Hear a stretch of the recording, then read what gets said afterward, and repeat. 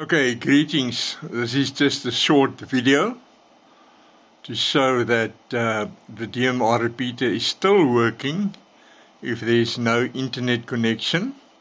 Obviously, it will only be in local mode.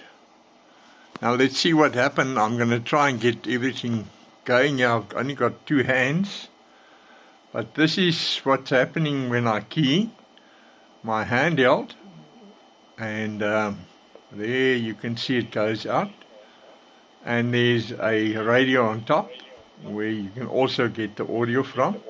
I'll just speak closer. So it's working, and we'll just move around.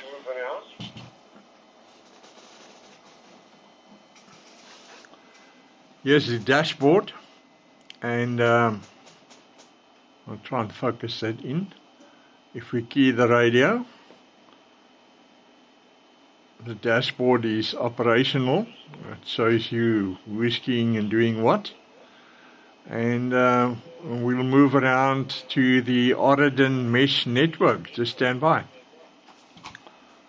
Okay, that's the Auradin mesh network where the repeater is plugged in. And Auradin, yes, Radio Amateur's internet. But it works, and it works great. Right, this is It Is One India.